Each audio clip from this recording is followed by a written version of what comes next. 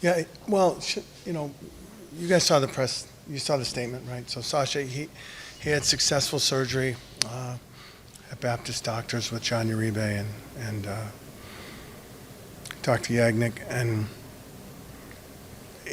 I just know what I've been told, and actually, someone's kind of making funny when I talked about Matthew. I said December-ish. I don't know, like that's just sort of the temporal scope of the recovery. So this one they're saying 7 to 9 months. Of course in Florida it's only 3 months because we get an advantage. But yeah, we feel horrible for Sasha. Obviously, most of you know him, and you know the impact that will have on him and his love for the game and his love for the Panthers. But it's something we have to get over. It's a huge blow. I don't know what other facts. Am I forgetting anything? But you guys. No, I said. Yeah. Who is? He should, but he doesn't want to, I'm sure. Yeah. Hey, he did my knee. I had 3 tears in my meniscus, and I went to dinner that night with no pain pills. Like, it's unbelievable. So. Have you talked to Sasha since the surgery? No. So. Before the surgery? Yeah. I talked to him, and in typical Sasha fashion, I said, there's not really a lot to say other than, I'm very sorry, and thanks, buddy. How are you?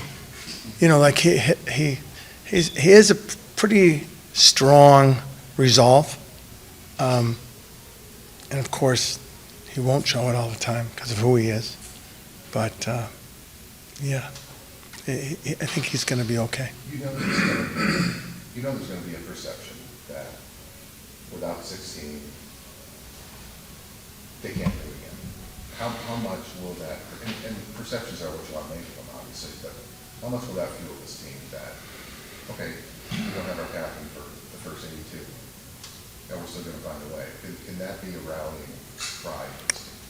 Yeah, I hope that it will be. And it's going to be, everybody's going to have to do a little bit different. Paul had a great point that he made in a conversation. He said, what you're going to see, look, you can't replace this guy. So we have to do things differently.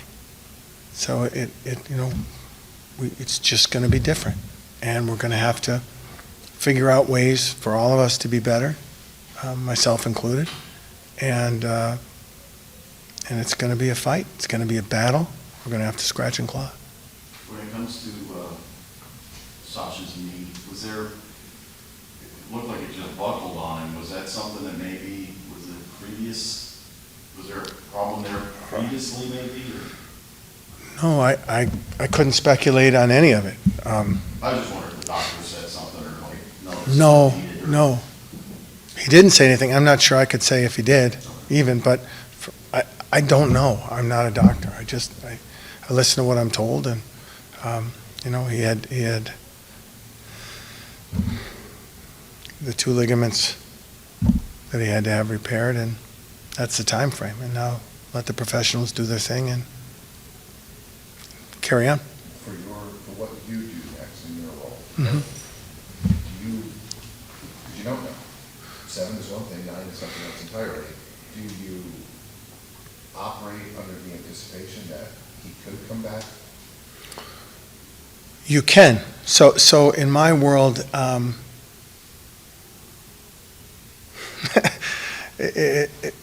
probably a little different. I envision a spectrum of any and all possibilities. Maybe I could play.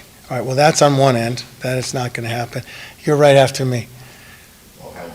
So somewhere between the absurd and the ridiculous and the probable, there's a spectrum of possibilities that we have to consider. So I told our guys, it's no different actually than what we do every day. I won't say all day, but a lot of the time we spend is every day from a roster personnel availability standpoint. What do we need to get better? What what could help us now, what could help us in the long run, what considerations do we need to entertain in order to just keep being aware and keep getting better. So that process is already in place. Can't replace Sasha Barkov, but what options might be available? And the decision might be option A, option Q, option H. But you know what? We're good. And maybe we watch and take some time. Like there's no real answer. It's a fluid exercise, but the consideration of anything and everything is in play, and it always is. Bill, whether no one can replace Sasha or Phillips, these are two guys that should be in elevator roles, or Benny and Wendy. Benny's coming off the contract. Wendy seems to get better every year. How much are you looking forward to seeing how this affects those guys, maybe how they kind of rise to the occasion? Yeah, and I don't think, not to be contrarian, and I know what you're saying, and yes, it's accurate. The bigger thing is, weren't you already looking for that anyway? Wasn't that an expectation that people continue to improve and grow and get better? And so how we play, how each individual improves, grows, I don't know what the word is, but evolves. It's probably a function of what I had hoped for anyway. So that part at least is seamless. And sorry, and I look, just from pure math, right? There's some other player who probably wouldn't have been playing or have been playing as much, who now will probably get a little more ice time. And how coach deploys guys night in and night out may change a little bit. And that's how we're going to have to do it. It's going to be very hard. In that vein, Evan Rodriguez, Uh-huh. how valuable he is, Wednesday, Thursdays, first line winger, and then now he's your third line center. Just the way that he can just move up and down and play Yeah, position it's- and really just. I think the last 2 years, I think he played on every line. Yeah, in both seasons. And play. Yeah, so you're looking at it like he won 2 Stanley Cups playing on every line. That's a talent. That's a talent, and it also speaks to his character. There's not too many guys capable of playing on the first line who you say, yeah, you're the fourth line tonight. Okay, let's go. And that's what that team is about in the culture. And just, I know you mentioned it, but like the timeline, are you just gonna wait and see? Just because you do have the LTIR thing, so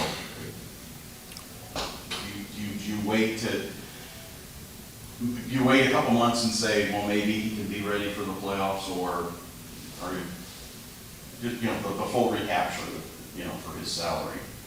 When do you have to do that, or is that just something you wait a couple months until it has to be done? I think any decision about the recapture, the timing of that will happen when it happens. I don't think it's something obviously I could control. I could cut the whole team today and we don't have a team.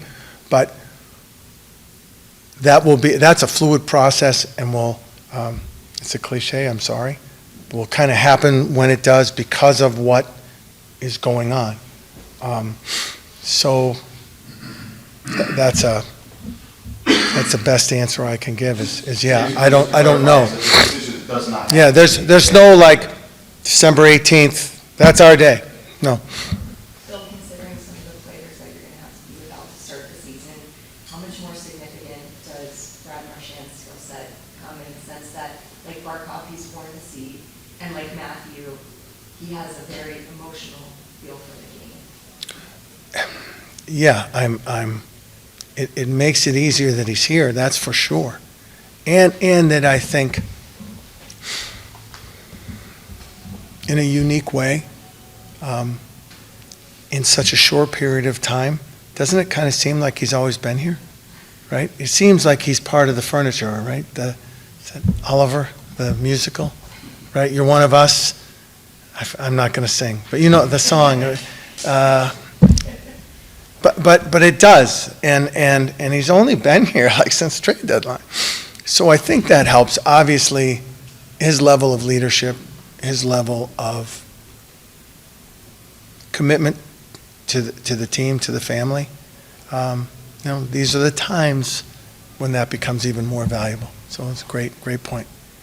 Not like this could get, I mean, obviously it's incredibly significant for the Panthers, but you know how much he wanted to play in February. Too. Just how much worse does that make it, knowing that that opportunity, at least until 2030, is going to be taken away from Sasha?